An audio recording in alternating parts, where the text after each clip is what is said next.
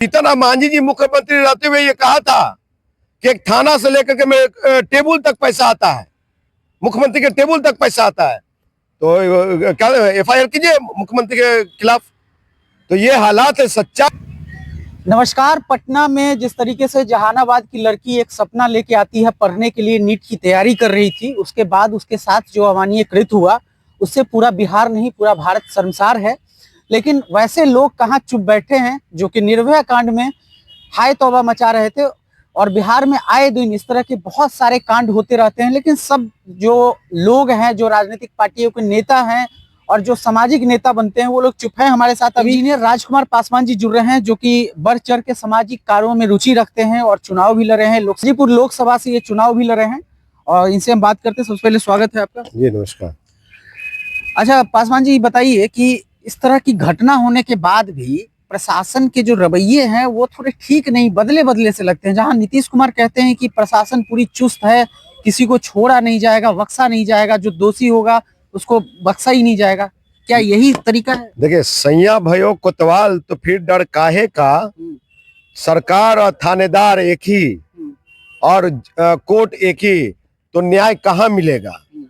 जो report doctor को पेश करना है वो डॉक्टर नहीं आते, भाई पुलिस प्रशासन आकर प्रेस कॉन्फ्रेंस करते हैं, तो ये बड़ा दुर्भाग्यपूर्ण है। दूसरी चीज है, आज मैं पूछना चाहता हूं देश से, बिहार से, कि जब निर्भया कांड हुआ था तो पूरा देश के बड़े बड़े फिल्म सितारे सड़कों पे दिख रहे थे, सामाजिक कार्यकर्ता सड़कों पे दिख रहे थे, और अरविंद केजरीवाल जैसे लोग, अब बिहार में चिराग पासवान एक दुल्हन के कमरे तक शराब, पुलिस, बिहार पुलिस दुल्हन के कमरे तक पहुंच जाती शराब ढूंढने, तो लोकसभा में, सदन में सवाल उठा देते हैं।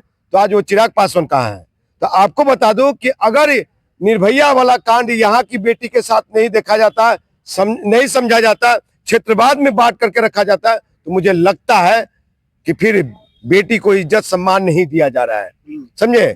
फिर एक निर्भया ही दिल्ली में राजनीति रोटी सेकने के लिए था, यहाँ पे राजनीति रोटी नहीं सेकी जा रही है, इलेक्शन नहीं है, इसलिए निर्भया को ज्यादा तुल नहीं दिया जा रहा। किसी तरह से सरकार चाह रही है इसको दबा दे और दफना दे इस मामले को। एक बात, कितने को दफनाइएगा? क्या खगड़िया की बच्ची को दफना दीजिएगा? समस्तीपुर, क्या भागलपुर, समस्तीपुर, मुजफ्फरपुर, छपरा, कितने को आप दफना दीजिएगा?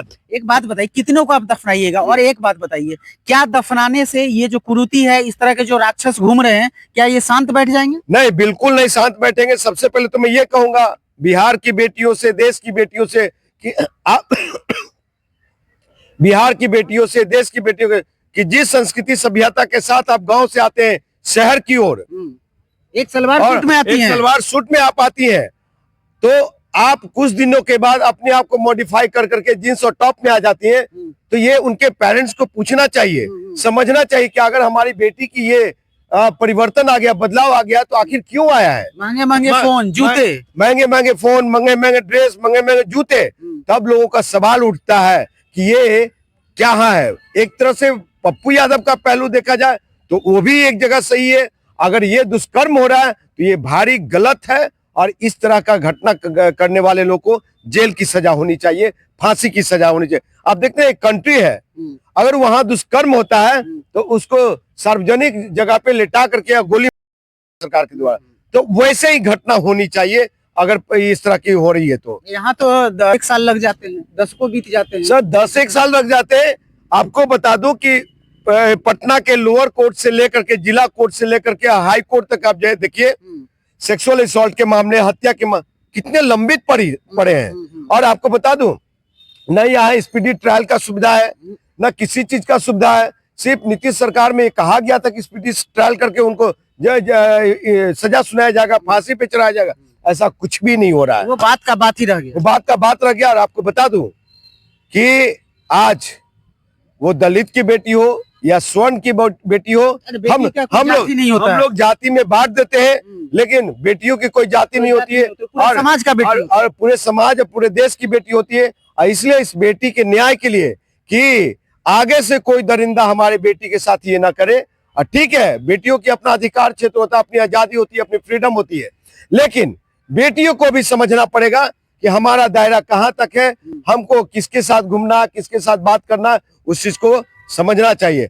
इसमें थर्ड IQ अगर किसी के पास है, तीसरा नेत्र अगर किसी के पास, वो महिलाएं के पास भी होती है, वो महिलाएं के पास होती है, लेकिन फिर भी वो इस घन चक्कर में क्यों फंस जाती है।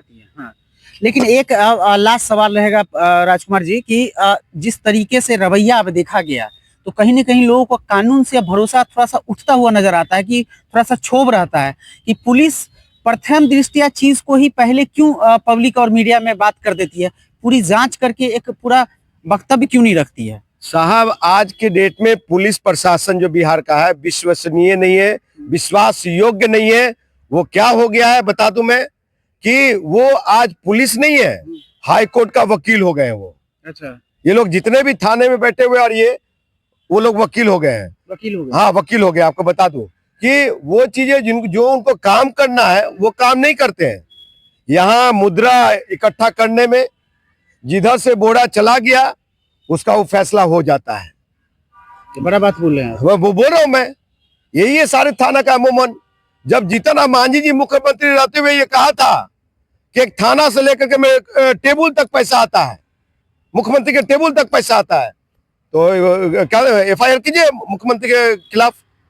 तो ये हालात है, सच्चाई है, और उस सच्चाई को नकारा नहीं जा सकता। इसलिए आज का बिहार पुलिस सम्राट चौधरी जी के अंदर है ना, ये भाजपा के अंदर है ना, नीतीश कुमार जी के अंदर है ना, काहे ने उसको चुस्त दुरुस्त कर रहे हैं और कहते मजबूत कर रहे हैं। क्या कारण है?